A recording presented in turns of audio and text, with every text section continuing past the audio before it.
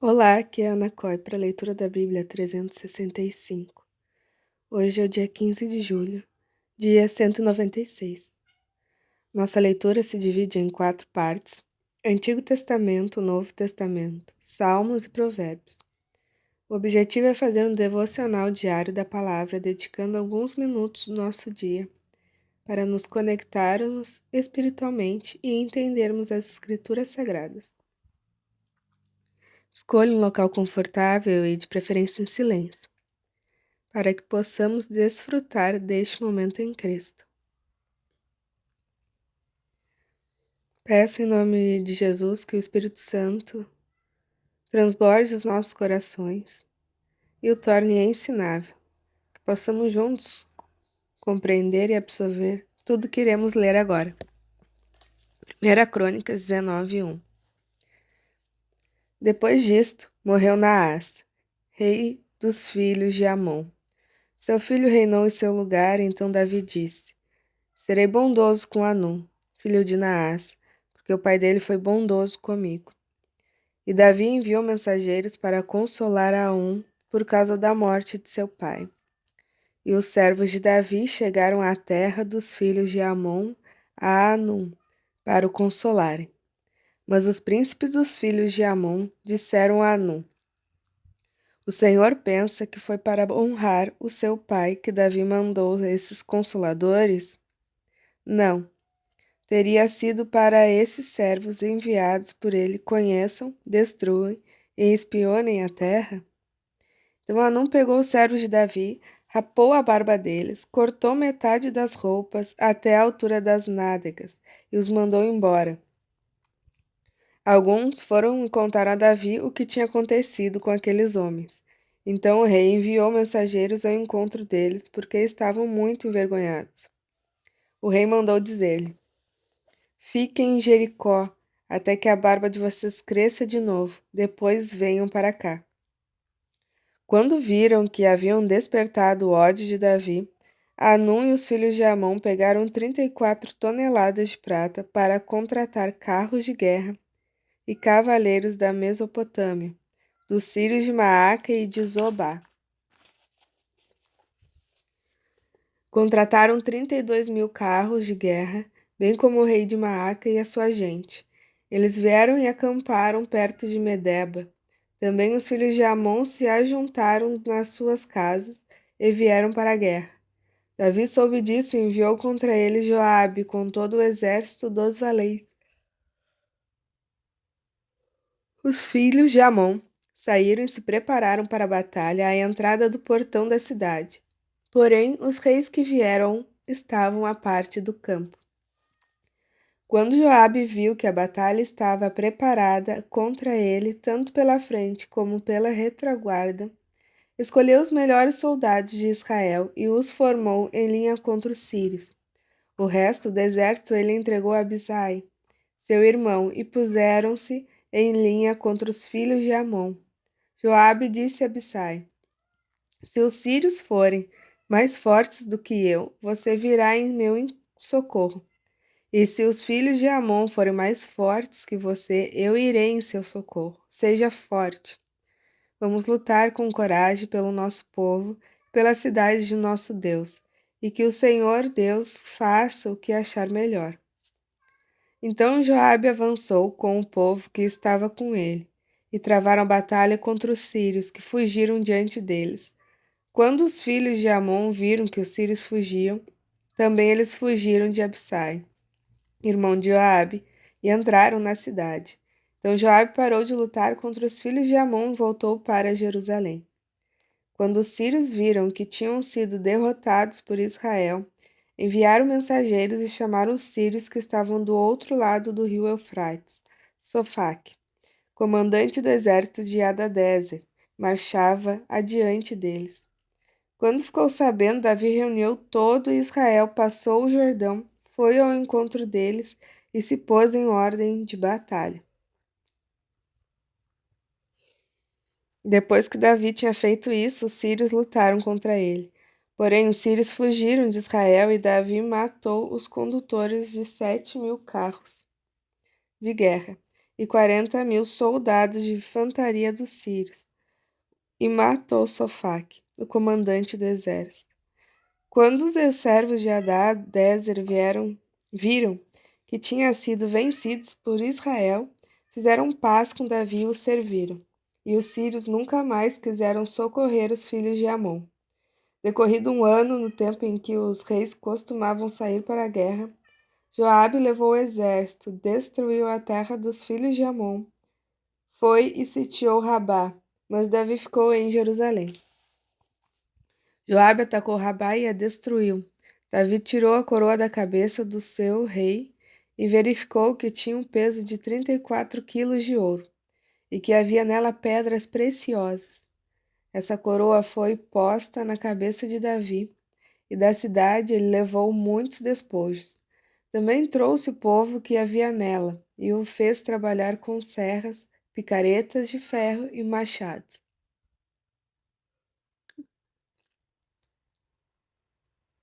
Davi fez o mesmo com todas as cidades dos filhos de Amon. Depois voltou com todo o exército para Jerusalém.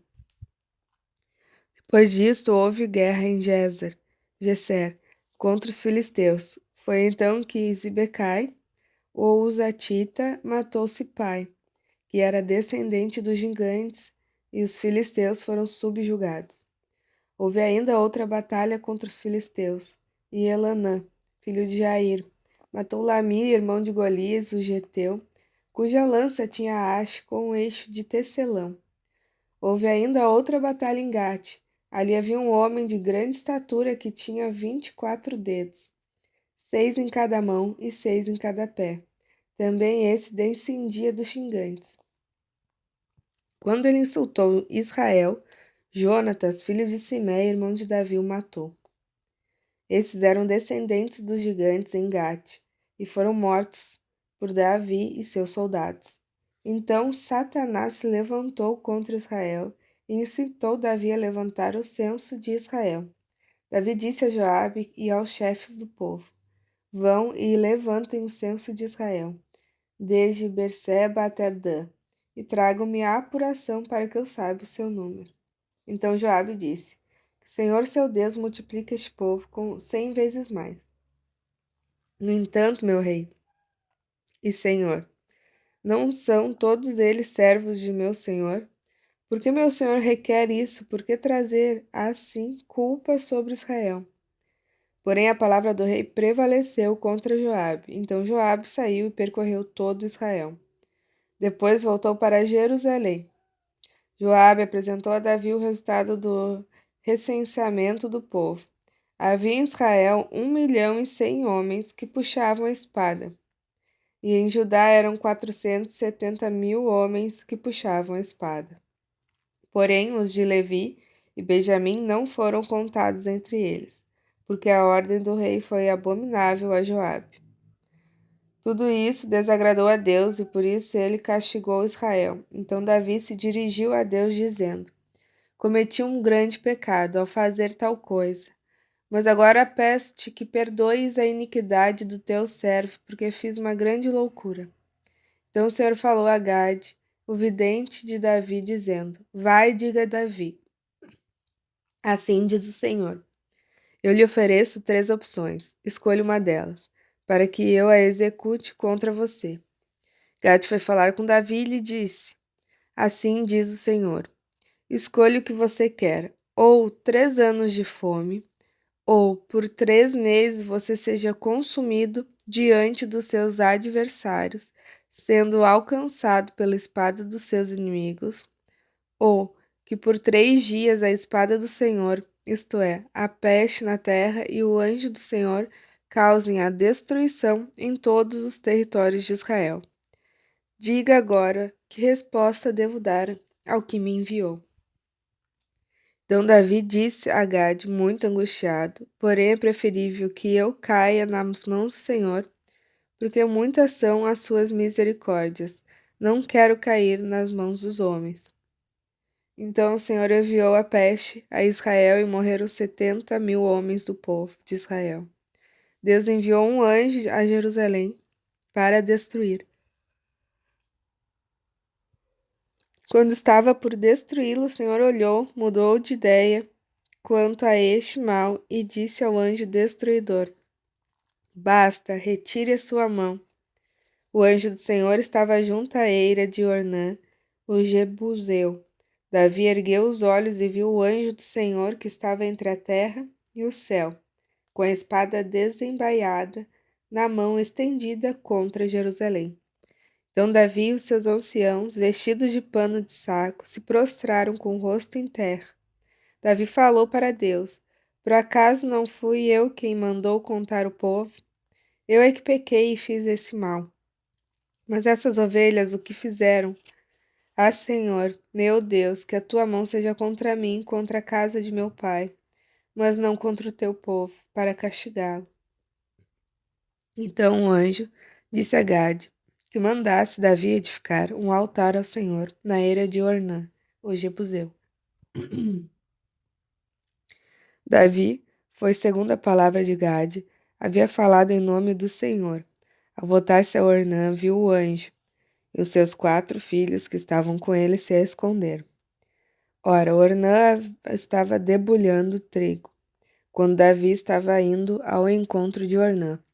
Este olhou e viu Davi saindo da eira, se inclinou diante de Davi, com o rosto em terra. Davi disse a Ornã: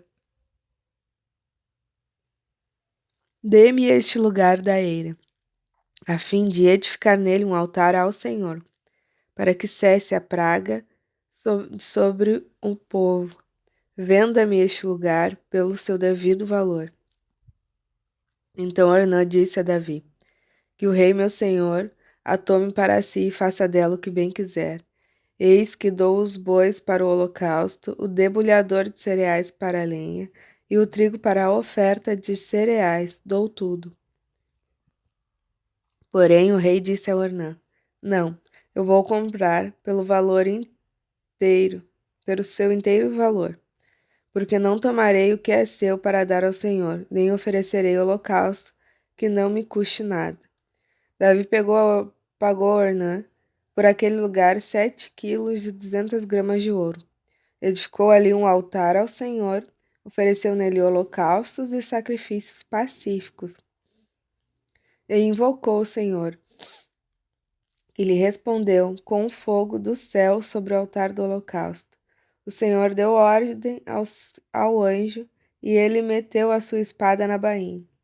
Naquele tempo, ao ver o que o Senhor lhe havia respondido na eira de Ornã, o Jebuseu, Davi ofereceu sacrifícios ali, porque naquele tempo o tabernáculo do Senhor que Moisés havia feito no deserto e o altar do holocausto estavam no lugar alto de Gibeão. Davi não podia ir até lá para consultar a Deus, porque estava com medo da espada do anjo do Senhor. Novo Testamento, Romanos 2:25. A circuncisão tem valor se você pratica a lei. Mas se você é transgressor da lei, a circuncisão já se tornou incircuncisão. Portanto, se a incircuncisão observa os preceitos da lei, não será essa incircuncisão considerada como circuncisão? E se aquele que é incircunciso por natureza cumpre a lei, certamente ele julgará você, embora tenha a letra da lei, e a circuncisão é transgressor da lei, porque é judeu quem é o capaz exteriormente, nem a circuncisão a que é somente na carne. Porém, judeu é aquele que é interiormente, e circuncisão é a do coração pelo Espírito, não segundo a letra, e cujo louvor não procede de seres humanos, mas de Deus. Qual é, então, a vantagem do judeu? Ou qual é a utilidade da circuncisão? Muita, sob todos os aspectos, principalmente porque aos judeus foram confiados os oráculos de Deus. E então, se alguns não creram, será que a incredulidade deles anulará a fidelidade de Deus?